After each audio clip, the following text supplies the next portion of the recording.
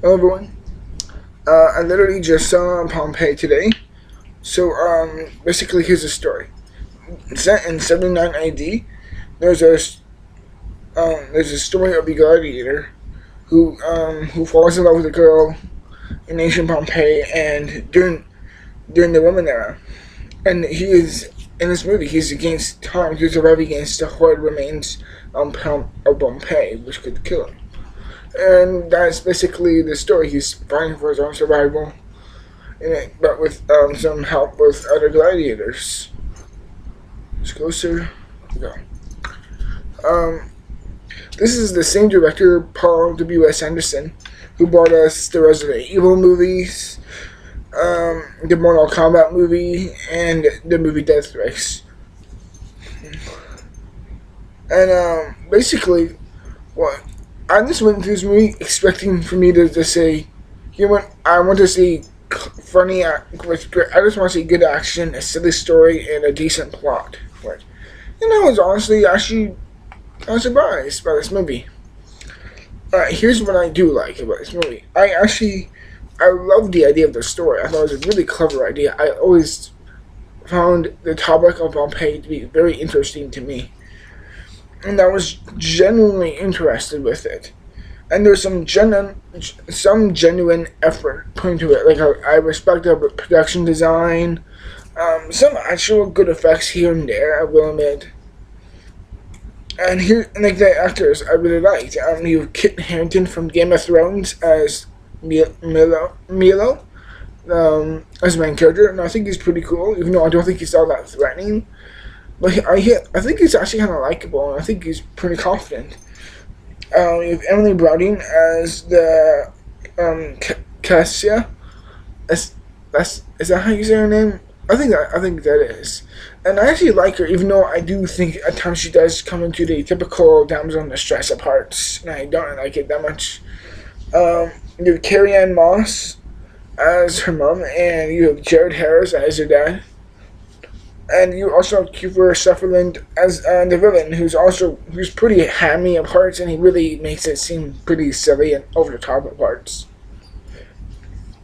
She was actually, in my opinion, I was actually sucked into the story. Like people say, oh, it's kind of cliched or it's kind of vaunted at parts. I actually will genuinely say it seemed like Paul W.S. Anderson put aside the sappy type of romance, and he threw in, he's like, hey, this is maybe how people would react to this type of stuff while having, love triangle or type of something like this during the time.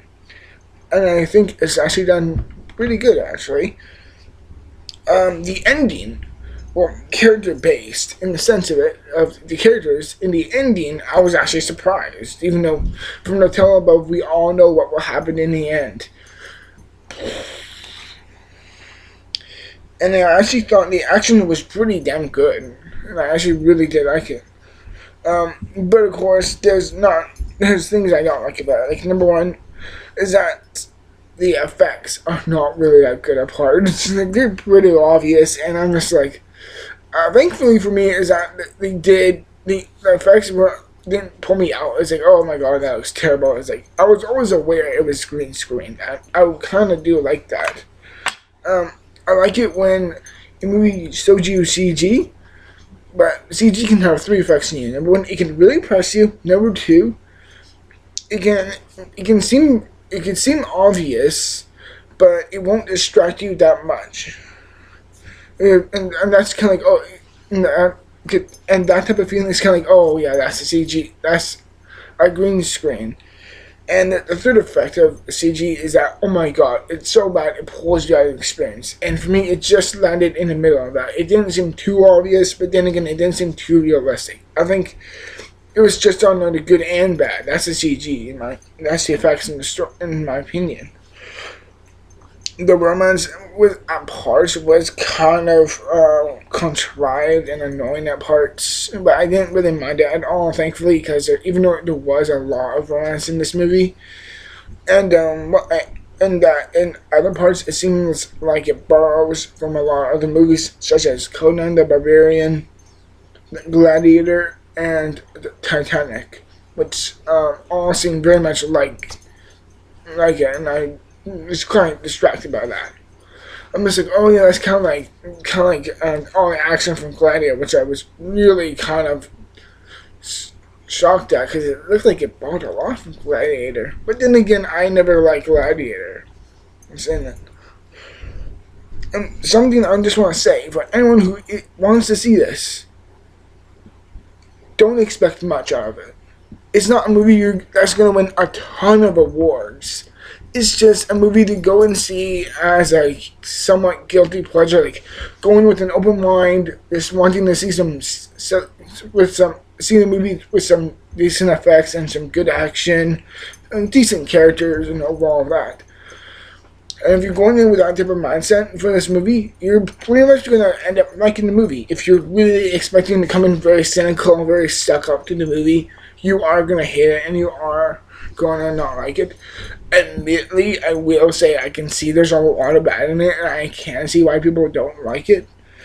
But overall, there is a lot of bad and there's a lot of good. In my opinion, it's very unstable of parts.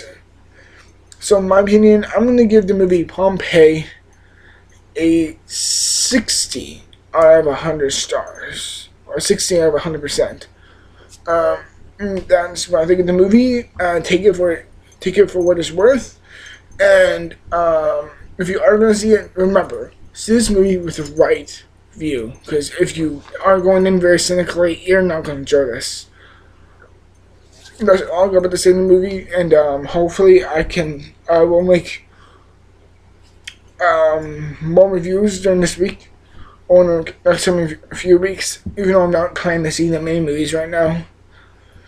Until then, I'll see you in the next video. Bye.